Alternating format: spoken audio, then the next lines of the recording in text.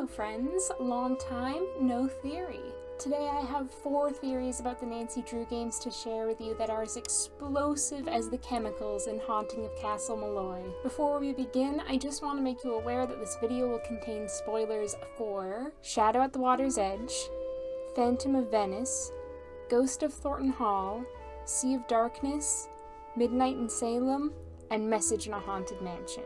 Theory number 1. Who is Marianne? In Shadow at the Water's Edge, Nancy is on a restful vacation in Japan, staying at a traditional Japanese inn called a ryokan. However, the restfulness doesn't last long after Nancy is menaced by a ghost which resembles the late operator of the ryokan, Kasumi Shimizu.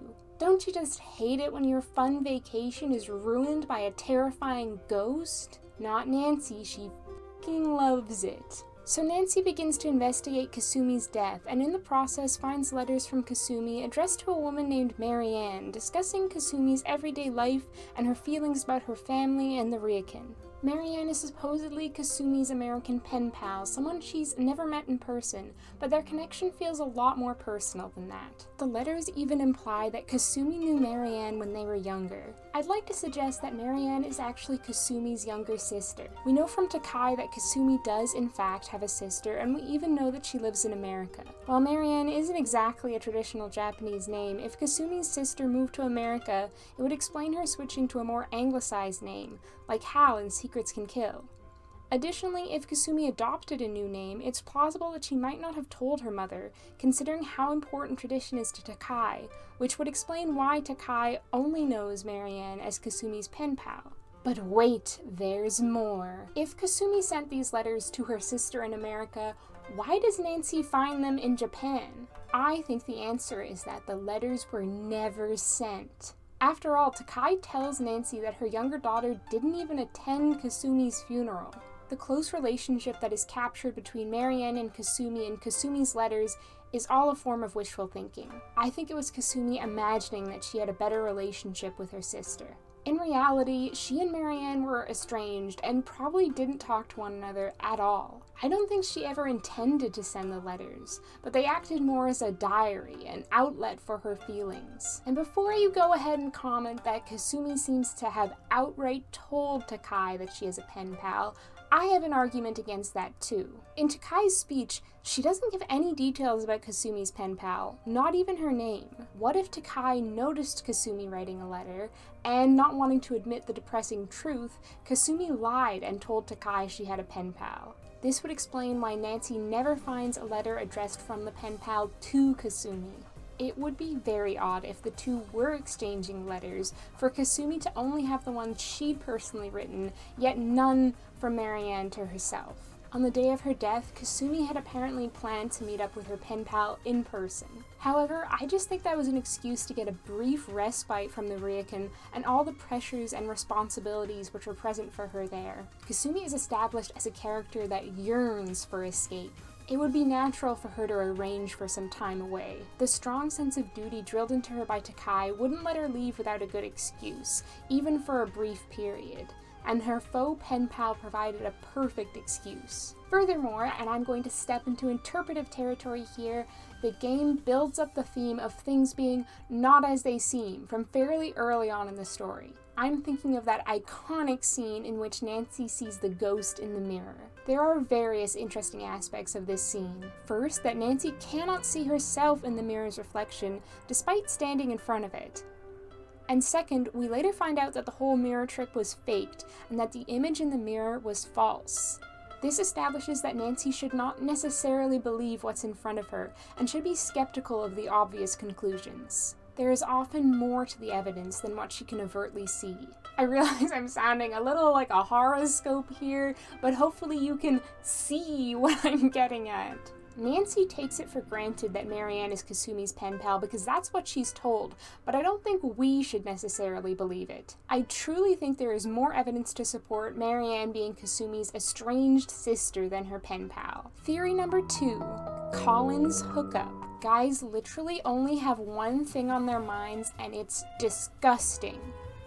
Tesserae. At least that's true about Colin Baxter from Phantom of Venice, a deeply lonely man who tries to give Nancy his rotten sausage. He doesn't succeed in winning Nancy's heart, probably because his best idea for a romantic present is minced meat encased in an intestine, and some fans speculate that he turned to someone else for consolation after the events of Phantom of Venice. After the player captures the culprit, Nancy narrates her closing letter, accompanied by various images to illustrate her words.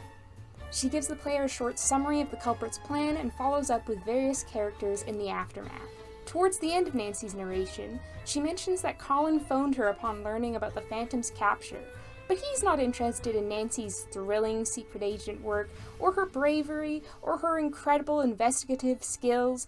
He just wants to know if she still has a boyfriend. Yeah, I think there's a reason Colin's still single. Anyway, this description is accompanied by a picture of a pathetic-looking Colin, sitting alone in the dark. Or is he? Well, I mean, yes, he really is pathetic, and yes, he really is sitting, but he might not be alone. Colin seems to be in a hotel room, which, judging from the view of what appears to be St. Paul's Cathedral through the window, is in London. However, that's not the only clue the window provides to Colin's situation. If you look closely at the left side of the window, you can see what appears to be a woman's silhouette reflected in the glass. Members of the Clue crew have suggested that this is Samantha Quick, a spy whose identity Nancy steals in the game. It's also theorized that she is not there due to Colin's winning personality because... Oh yeah, that's right, he doesn't have one. I don't think she's there due to her passion for Tesserae slides either. The theory is that Colin has been feeding Samantha information throughout Phantom of Venice, just in case you thought he didn't already have enough red flags. Those flags are a lovely shade of crimson, though. This idea explains why Samantha seems to know so much about Nancy. After Nancy impersonates Samantha, Samantha calls Nancy and casually reveals that she knows where Nancy lives and she knows the name of Nancy's boyfriend. Both things Colin knows. I think it also makes sense because Colin has the personality of an undercooked sausage, and I don't think it would take Samantha much to convince him to narc on Nancy. This theory was later backed up by some dialogue in Ransom of the Seven Ships. The irritating little parrot Cuckoo says, "Samantha, this is Justin," and Justin meets Samantha, referring to Colin's real name, which is Justin Beaumont. This would suggest that Cuckoo was there when Colin and Samantha met, which is a whole other can of worms. And it's 5:17 p.m. It's too late in the day to get worms now. Theory number 3. Ghosts are real. Much like in Scooby-Doo, whenever a ghost or other fantastical creature appears in a Nancy Drew game, you know it's not real. It's smoke and mirrors, or someone in a costume, or an animatronic puppet. Despite these justifications for any supernatural happenings in Nancy Drew games, there are still a few situations which remain inexplicable, unless the answer is a ghost did it. This theory was actually suggested to me many moons ago in the comments of my Spooky Nancy Drew Fan Theories video, and I'm finally exhuming it.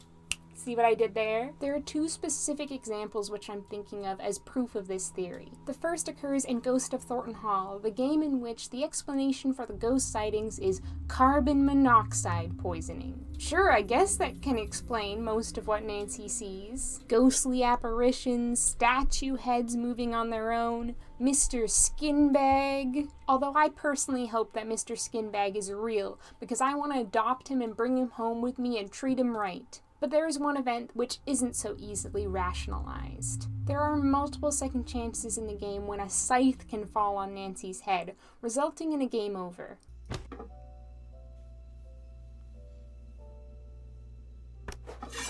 We're all thinking the same thing, right? Nancy was just decapitated. This can happen if Nancy tries to open the door in the workshop without properly unlocking it, and if she says the wrong phrase for Harper. Sure, you could try to excuse this episode and say that Nancy destabilizes the scythe while tugging on the door, but that doesn't really hold up. If that were true, Harper would be dead long before Nancy gets there. I also don't think it's a coincidence that Nancy gets killed instantly after disrespecting Charlotte by saying, "Fire is hot, night is dark, Look for Charlotte in the park. Charlotte is real and she wants to kill Nancy. In Shadow at the Water's Edge, on the other hand, the apparitions Nancy sees turn out to be the work of an incel with engineering talent, a truly dangerous combination. One thing almost all of these apparitions have in common is that they are sighted at the Ryokan, Rentaro's home turf. There is one incident that stands out, however, as it instead occurs at Yumi's apartment. One day while in Kyoto, Nancy misses the last train home because she's too busy doing free labor for Yumi. Yumi offers to let Nancy stay in her place for the night. While staying over at Yumi's, Nancy is woken up in the middle of the night by a rattling noise at the window. Nancy slides open the blind and watches as ghostly green letters transcribe one of Kasumi's letters to MARYANNE onto the glass.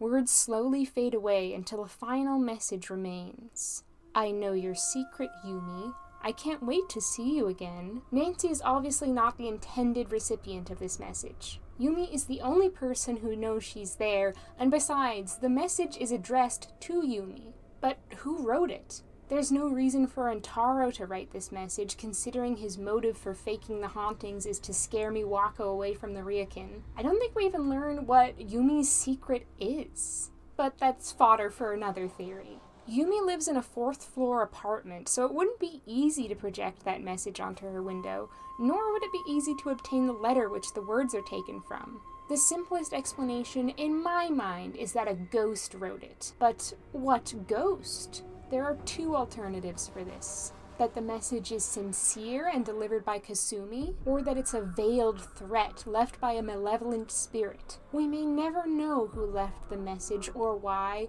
but I, for one, am convinced that it has a ghostly origin. Theory number 4, the 2 Alicias. If you were a Nancy Drew fan in 2019, you're probably aware that Midnight in Salem had what you might call a fraught development process. A lot of things changed during the years the game was in production, including the story. With this theory, I'd like to speculate an aspect of the plot which was later scrapped. That Alicia Cole was originally conceived as the ex-partner of Dagny Silva from Sea of Darkness. The original story for Midnight in Salem was written by Katie Chironis, who previously wrote Sea of Darkness. However, after Katie was let go from Her Interactive along with a lot of other core staff, her script for Midnight in Salem was scrapped. You can see hints of Katie's story in character art and descriptions which were released in 2016.